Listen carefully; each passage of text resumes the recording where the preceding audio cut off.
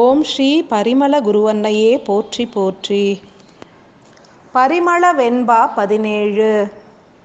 குன்றின் மீது அமர்ந்தவள் கூத்தாடும் சிவசக்தி அவள். குறைகளை களைபவள் உயிர் கூட்டினை கரைப்பவள். குருவாய் திகழ்பவள் ஆன்மாக்களை கூவி அழைப்பவள். எங்கள் குல தெய்வமாம் பரிமள குரு அன்னையின் அடி தொழுதிடுவோம். பரிமளமாய் உதித்து புவி வாழ்வின் நிலை குறித்து ஆராய்ந்து அறிந்து கொண்டேன். கலிகாலம் என்பது முற்றி வருகின்ற நிலையில் யுகமாற்றம் ஒன்றே தீர்வாய் அமைந்திடும். யுகமாற்றம் நிகழ்ந்தேறிட மானுட ஆன்மாக்கள் புவியினின்று விடுவிக்கப்படல் வேண்டும். மனித உடல் எனும் இல்லத்தினை உருவாக்குகின்ற ஆன்மாவானது இல்லம் தன்னையே சிறை கூடமாக மாற்றி அமைக்கின்ற கலி எனும் கழிவுகளால் மறைக்கப்படுகின்றது. இறைவனை துதித்தால் அருளாசி கிட்டும் என்பதனை அனைவரும் உணர வேண்டும்.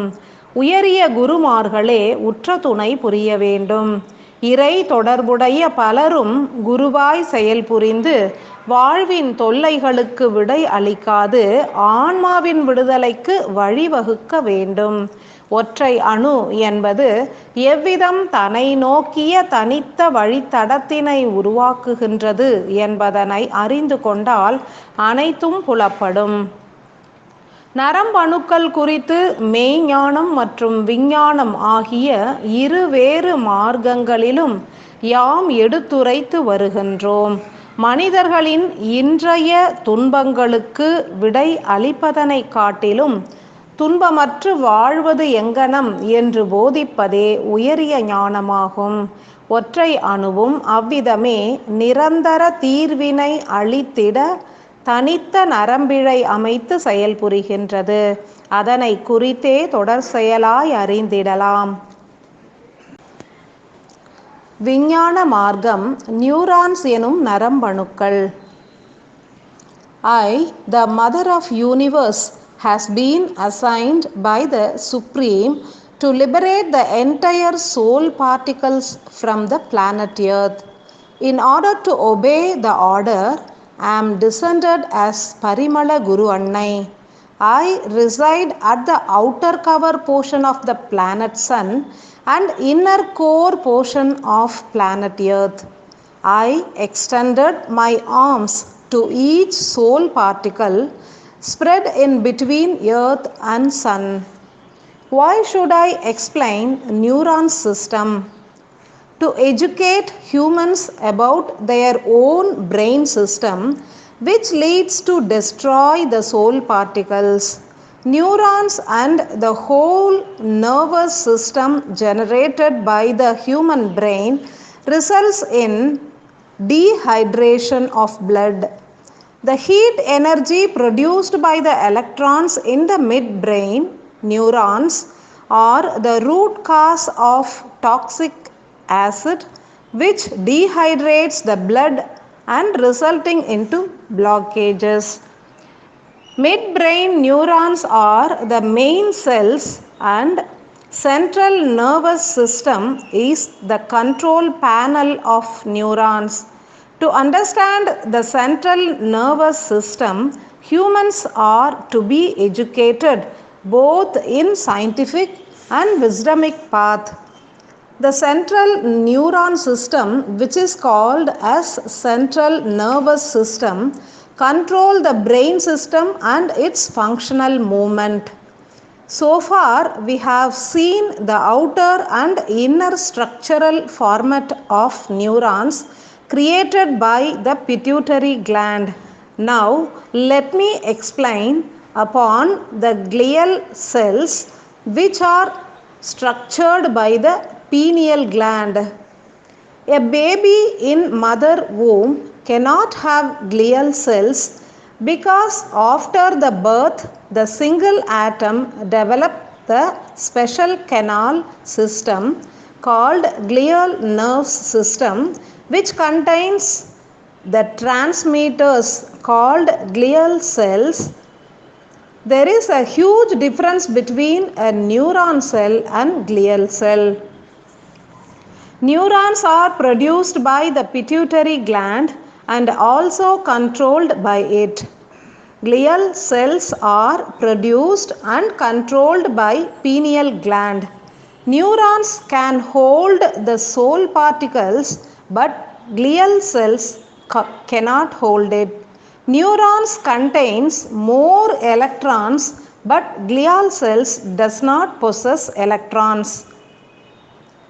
Neurons controls the whole body function and they are controlled by the pituitary gland, whereas glial cells does not control any system but support the neurons to deliver the imprisoned soul particles.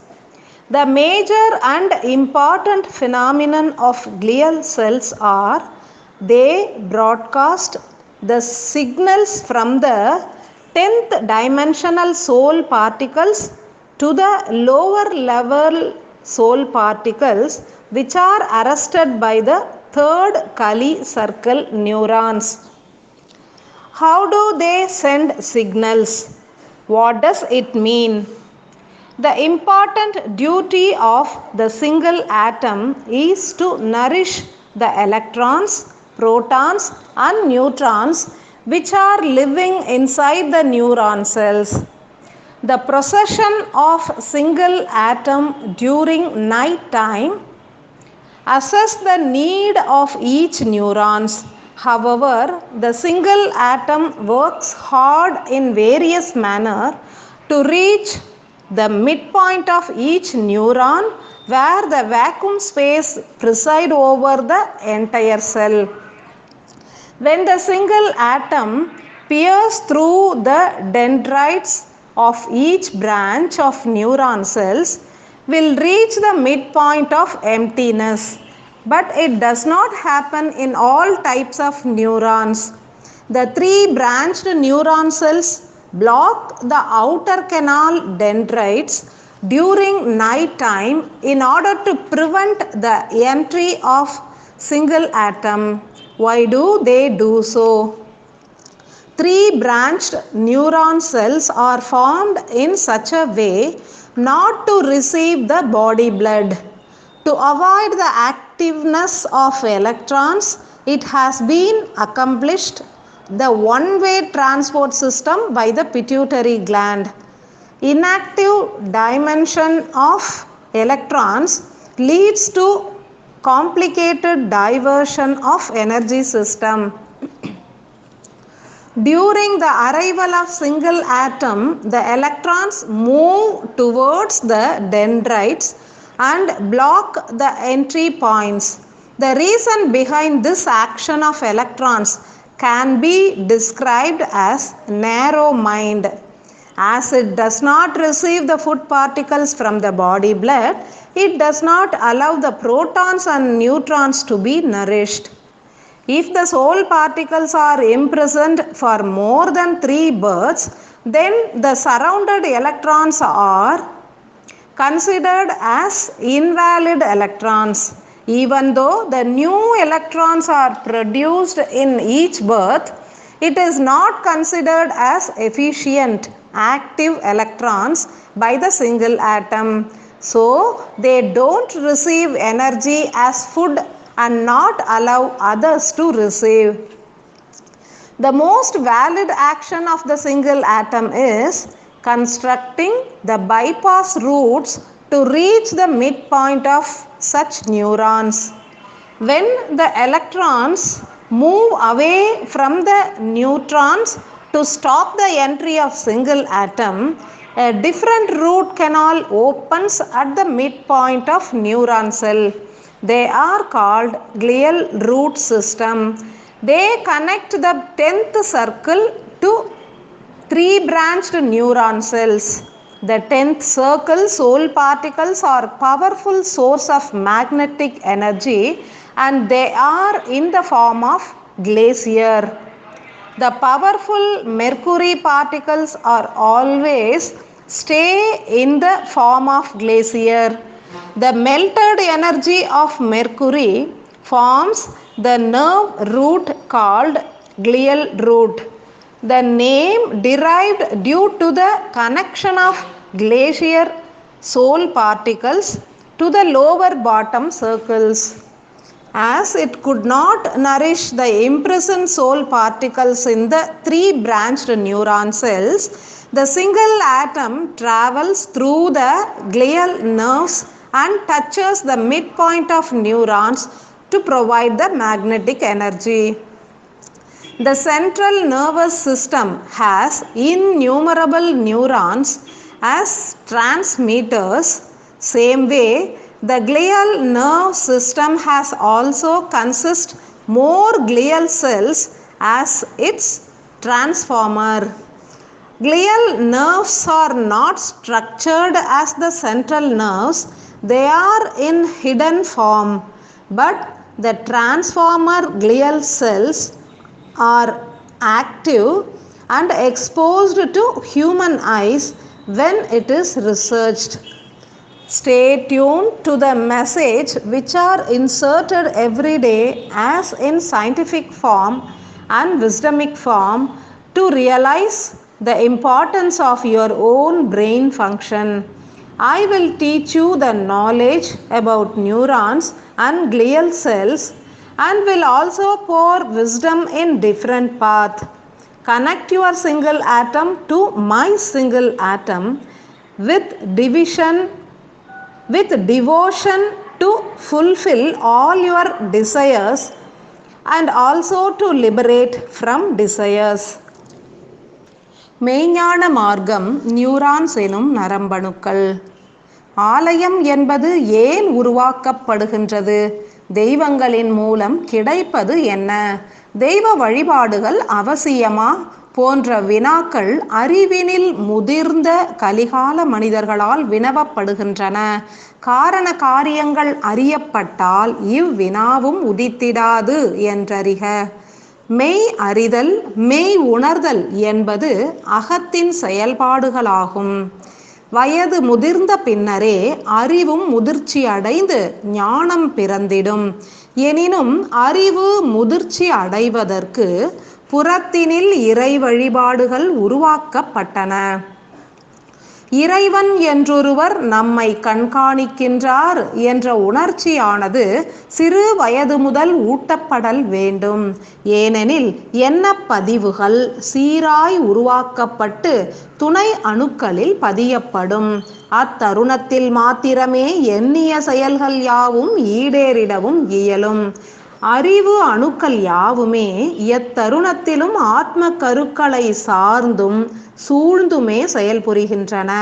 எனில் அறிவு அணுக்கள் என்றுமே சார்புடையவை ஆகும்.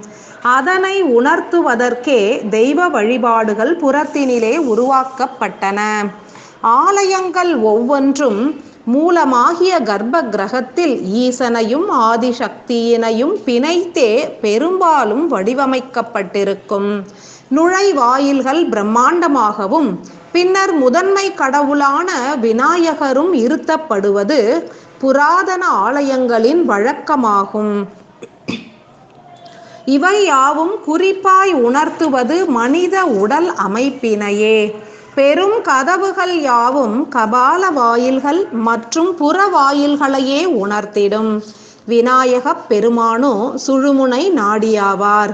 ஆன்மாவும் ஒற்றை அணுவும் இணைந்த அர்த்தநாரீஸ்வர தத்துவத்தினை மூல கடவுள்கள் உணர்த்துகின்றனர். பல்வேறு தெய்வங்கள் பல்வேறு நியூரான்ஸ் அணுக்கள் எனும் நரம்பு அணுக்களையும் உணர்த்துகின்றனர். தலைமை சுரபி என்பது ஆறுமுக கடவுளை உணர்த்திடும். மேலும் சூழ்கின்ற சுரபிகள் கோள்களையும், இறை வழிபாடு என்பது சிரசின் அமைப்பினையும் உணர்த்திடும். கலி மனிதர்கள் அகத்தத்துவத்தினை உருவாகின்ற அஞ்ஞான திரைகளின் மூலம் மறந்துவிடலாகாது என்றே புற தத்துவ நிலைகள் உருவாக்கப்பட்டன. ஆயினும் வலுவான திரைகளினால் அகமும் புறமும் அறியப்பட இயலவில்லை. பெரும்பான்மை மனிதர்கள் ஆலய தரிசனம் கண்டிட முனைந்து போராடுகின்றனர். பலர் தீவிர வழிபாடும் புரிகின்றனர். ஆனால் மூலம் உணர்ந்து செயல்புரிவது இல்லை. அதன் பொருட்டே வழிபாடுகளும் பெரும் பலன் அளிப்பதில்லை. மனித மூளையில் உள்ள அனைத்து பகுதிகளும் தெய்வங்களுக்கு ஒப்பாகும். பணிவு நிலை கொண்டு சரணாகத தத்துவத்தினை ஏற்றுவிட்டால் நரம்பிழைகள் சீராகும். விதியினை மதியினால் வெல்வது என்பது ஒற்றை அணுவினால் ஆற்றப்படக்கூடிய செயல்களை குறித்திடும். கிளியல் நர்வ்ஸ் மற்றும் கிளியல் செல்ஸ் எனப்படும் அணுக்கள் யாவும் சூட்சம நாடிகளின் பிரிவினை சார்ந்ததாகும். இறைவன் ஒருவன் காக்கின்றார் என்ற நம்பிக்கை உரு கொண்டால் மாத்திரமே இத்தகைய நரம்பிழைகளும் அணுக்களும் உருவாக இயலும். நம்பிக்கையோடு இறைவனை புறத்தினில் துதிப்போருக்கு சார்பற்ற நரம்பணுக்கள் எனப்படும் உயரிய அணுக்கள் ஒற்றை அணுவினால் உருவாக்கப்படும் என்றறிக. மெய்ஞானம் கலந்த விஞ்ஞானம் என்பது யாதெனில் ஆழ்ந்த நம்பிக்கையும் பக்தியும் கொண்டால் எண்ணங்கள் ஒரு நிலைப்படுத்தப்படும். எலக்ட்ரான்ஸ் அணுக்கள் ஒத்த சிந்தனையை ஏற்கும். எந்த ஒரு ஆசையானது இத்தருணத்தில் அவசியமாக நிறைவேற்றப்பட வேண்டுமோ அந்த ஆத்ம கருவிற்கு சிரசில் உள்ள அனைத்து துணை அணுக்களும் ஒத்துழைப்பு நல்கிடும். பல்வேறு ஆசைகளால் சிறைப்பட்ட ஆத்ம கருக்களை சூழ்ந்துள்ள எலக்ட்ரான்ஸ் அணுக்கள் யாவும் மாறுபட்ட பதிவுகளை கொண்டிருந்தாலும் சூழலுக்கு ஏற்ப தனது செயல்பாடுகளை மாற்றி அமைக்கும் திறன் கொண்டிருக்கும். பணிவும் பக்தியும் கொண்டு இறைவனை புறத்தினில் துதித்தால் எலக்ட்ரான்ஸ் அணுக்களின் பதிவுகளும் மாற்றமடையும் அல்லது சூழலுக்கு ஏற்ப அவை ஒருநிலைப்படும். மற்ற ஆசைகள் எண்ணங்கள் ஆகியவை ஒடுங்கி நின்றால் தேவை என்பது உடனடியாக பூர்த்தியாகும். இறைவன் எவ்வகையிலேனும் வழிகாட்டுவான் என்றே சரணாகதம் புரிந்துவிட்டால் புதிய வழித்தடம் ஒன்றினை உருவாக்கி இறைவனே நம்மை நாடி வருவார் என்பது மெய்ஞான தத்துவமாகும். இதனையே விஞ்ஞானமும் உணர்த்துகின்றது. எவ்விதம் இப்புவியினை காத்திடவும் பூமிக்கோளின் உயிர் அணுவை மீட்டிடவும் ஈசக்கற்கள் விரைந்து புவியினை அடையும் என்றே உணர்த்தப்பட்டதோ அவ்விதமே கிளியல் செல்ஸ் என்று ஆங்கிலத்திலும் நரம்பு கட்டிகள் என்று தமிழ் மொழியிலும் அழைக்கப்படுகின்ற கல் போன்ற அல்லது ஒரு கட்டி போன்ற அமைப்பு ஒற்றை அணுவினால் ஆத்ம கருக்களை மீட்டுவிட உருவாக்கப்பட்ட வழித்தடத்தில் நிலைநிறுத்தப்படும். இவற்றை குறித்து மெய்ஞான மார்க்கத்தில் அறிந்து கொண்டால் பூரண ஞானம் சித்திக்கும். அறியாமை அகன்று அஞ்ஞானம் விலகி ஆழ்துருகி நிலைத்துவிட்டால் ஆன்ம தரிசனமும் கிட்டும். இன்றைய செய்திகளின் மகிமை. Moral of today's message. மனித மனம் என்பது அறிவினை சார்ந்ததாகும். அறிவு என்பது ஞானத்தினை சார்ந்ததாகும். ஆனால் அவை இரண்டுமே எதிர் திசையில் செயல்புரியும் என்றறிக. மனித மனம் என்பது அறிவு பெருகினால் விரைந்தும் ஓய்வின்றியும் இயங்கிவிடும். ஆனால் அறிவு என்பது ஞானம் பெருகினால் ஓய்ந்துவிடும். இன்றைய செய்திகளின் சாராம்சம் என்பது இறை அருளினை உணர்த்திட வல்லது. மனம் என்பது அஞ்ஞான திரைகளால் இயக்கப்படுகின்றது. அறிவு அணுக்களின் கழிவுகளே அஞ்ஞான திரையாய் உருமாறி மனதினை இயக்கி ஓயாத சிந்தனைகளை உருவாக்கி ஆசைகளை பெருக்கி துன்பத்திற்கு அடிகோலுகின்றது. ஞானம் என்பது ஆத்ம கருக்களால் வழங்கப்படக்கூடிய காந்த ஆற்றலாகும். அமிர்தம் எனப்படும் ஆற்றல்கள் யாவும் 10ஆம் வட்ட அணுக்களின் மூலம் ஒற்றை அணுவினால் வழங்கப்படும். அறிவு ஓய்வு கொள்ள வேண்டும் எனில் ஞானம் பொழியப்பட வேண்டும். இன்றைய செய்திகள் யாவும் அற்புத ஞானத்தினை அமிர்தமாய் பொழியக்கூடிய புதிய வகை சார்பற்ற நரம்பணுக்கள் அல்லது நரம்பு கட்டிகள் குறித்தே எடுத்துரைத்திட்டன. துணை அணுக்கள் யாவும் இயங்காதிருக்க வேண்டுமெனில் ஞானம் எனப்படும் அற்புத ஆற்றலானது பொழியப்பட வேண்டும். ஆத்ம கருக்கள் மாத்திரமே ஞானம் எனப்படும் காந்த ஆற்றலை முழுமையான உணவாய் ஏற்க இயலும். காந்த ஆற்றல் என்பது சிரசு முழுவதும் அதிக அளவினில் பரவிட வேண்டும் எனில் ஒற்றை அணு உருவாக்கும் கிளியல் செல்ஸ் எனப்படும் சூட்சம நாடிகளில் உருவாகும் அமைப்பு அதிகரிக்க வேண்டும். ஓர் உயரிய சத்தியத்தினை யாம் இத்தருணத்தில் எடுத்துரைக்கவே முனைகின்றோம்.